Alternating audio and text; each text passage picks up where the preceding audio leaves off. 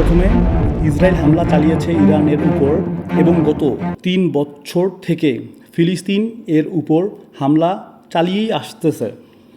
একটানা ১২ দিন এই যুদ্ধ চলমান ছিল।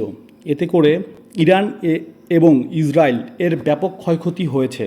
বিভিন্ন সূত্রে অনুমান করা হয়েছে যে দুই দেশের চলমান যুদ্ধে ইরানের ১২৫০ জন লোক এবং ইসরায়েলের ১০০ জন লোক মারা গিয়েছে। এই যুদ্ধ চলাকালীন সময়ে তৃতীয় বিশ্বযুদ্ধের দিকে আমাদের পৃথিবী অনেক দূর অগ্রসর হয়েছিল, যখন কিনা American president Donald Trump Iran এর পারমাণবিক কেন্দ্রে হামলা চালিয়েছিল।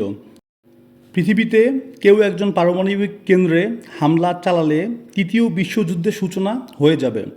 ডোনাল্ড ট্রাম্প পারমাণবিক কেন্দ্রে এবং পারমাণবিক অস্ত্রাগার লক্ষ্য করে যে সাংঘর্ষিক হামলা চালিয়েছিল, তাতে করে ইরান এক পারমাণবিক হামলার উপক্রম হয়েছিল। যদিও বা তারা পারমাণবিক অস্ত্রের সরঞ্জাম এবং অস্ত্র এবং ইউরেনিয়াম আগে থেকে সরিয়ে রেখেছিল।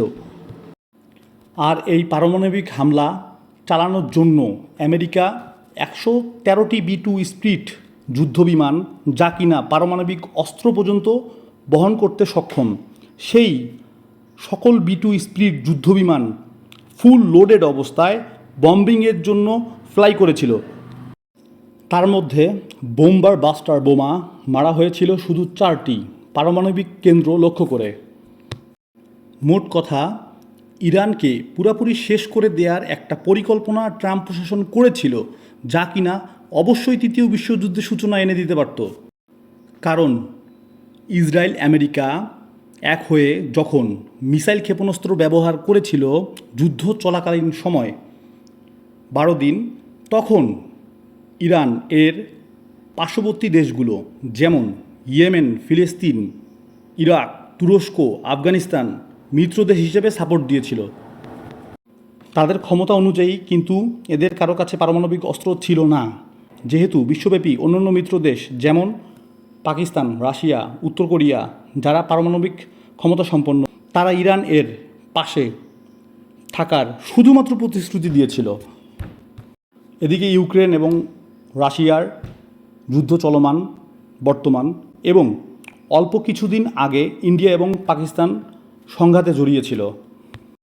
সব দিক থেকে চিন্তা করে দেখা গেছে যে মধ্যপ্রাচ্য এবং পশ্চিমা বিশ্ব থেকে শুরু করে বিভিন্ন দেশের পারস্পরিক সাংঘর্ষিক সম্পর্ক, এদিকে ইরান এবং ইসরায়েল পারস্পরিক সাংঘর্ষিক সম্পর্ক যুদ্ধ বন্ধ হলেও চলমান রেখেছে এবং তারাই প্রথম ইরানের উপরে হামলা চালিয়েছিল।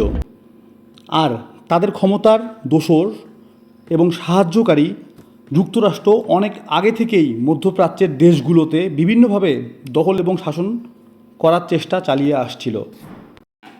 তাই তারা তাদের মিত্র দেশ ইসরায়েলকে প্রত্যক্ষ এবং পরোক্ষভাবে সরাসরি সহযোগিতা চালিয়ে আসছে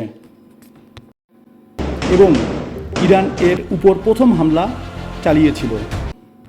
ইসরায়েল পরবর্তীতে আবার ইরান এবং তার আশেপাশের দেশগুলোর উপরে হামলা চালাতে পারে।